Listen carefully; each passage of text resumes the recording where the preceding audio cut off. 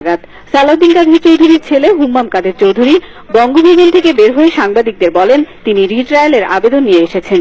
একই সঙ্গে তিনি দাবি করেন তার বাবা কোনোভাবেই প্রাণ ভিক্ষা চাইতে পারেন না। সালাউদ্দিন কাদের চৌধুরী ওইরকম মানুষ না যে ফাঁসির ভয়ে স্বীকার করবে যে উনি কোনো গুনাহ করেছেন। সালাউদ্দিন কাদের চৌধুরী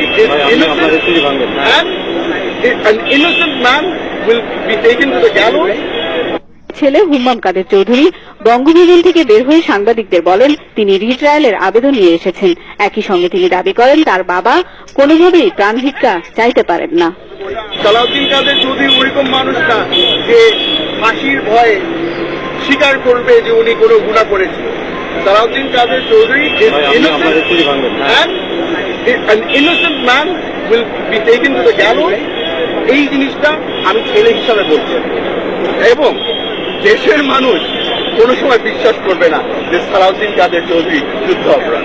যতক্ষণ পর্যন্ত বাবার মুখ থেকে আমি না শুনি ততক্ষণ পর্যন্ত আমার এটা বিশ্বাস করা এর আগে যখন কঠিন। একই সময় বাংলাদেশ জামায়াতে ইসলামী তাদের অফিসিয়াল ওয়েবসাইটে এক বিবৃতিতে জানায় জামায়াত নেতা আলী আহসান মোহাম্মদ মুজাহিদ রাষ্ট্রপতির কাছে প্রাণ ভিক্ষা সংক্রান্ত সংবাদ অসত্য ও বিভ্রান্তিমূলক। দলের ভারপ্রাপ্ত সেক্রেটারি জেনারেল শফিকুর রহমান স্বাক্ষরিত বিবৃতিতে প্রাণ ভিক্ষার বিষয়টি অপপ্রচার বলেও উল্লেখ করা হয়। শ্বেত আহমেদ, বাংলা ভিশন, ঢাকা। সালাউদ্দিন কাদের চৌধুরী এবং আলী আহসান মোহাম্মদ মুজাহিদ যথাযথ আইনগত সুবিধা পাননি বলে অভিযোগ করেছেন তাদের পরিবারের সদস্যরা। অন্য দণ্ডপ্রাপ্তরা রায় কার্যকর আগ পর্যন্ত আইনজীবীদের সাথে সাক্ষাতের সুযোগ পেলেও এই দুজনের ক্ষেত্রে সেই অনুমতি দেয়া হয়নি বলেও অভিযোগ করেন তারা।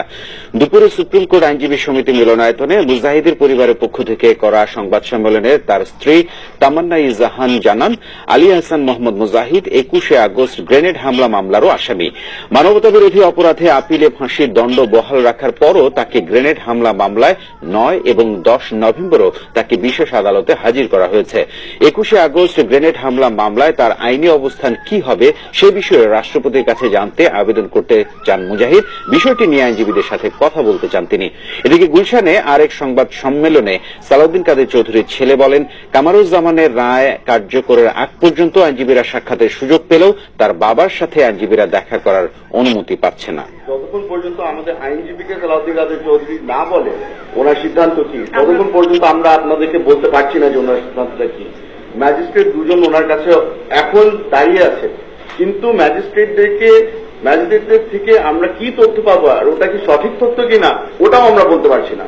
সেই কারণেই আমরা বারবার করে বলছি আমাদের আইনজীবীদের ওনার সাথে দেখা করা অতিরিক্ত জরুরি। মানবতা বিরোধী অপরাধে সালাউদ্দিন কাদের চৌধুরীর বিচার শুরু হয় 2011 সালে। বিচার শেষে তাকে এইবার শুনলেন একটি নাটক করা হলো যে কি জামাত নেতারা বা সালাউদ্দিন কাদের ভিক্ষা চাইছে এবং এটা স্বীকার করছে তারা নাকি যুদ্ধাপরাধী ছিল। বানোয়াট শুনলেন। এখন প্রশ্ন জাগে তাদেরকে কি জন্য সাক্ষাৎ করতে দেওয়া হলো না? সাক্ষাৎ করে যদি তাইলে প্রমাণ হয়ে যায় যে না ওনারা প্রাণ ভিক্ষা চায় না, এটা প্রমাণ হয়ে যায়, এই জন্য সাক্ষাৎ হতে দিল না।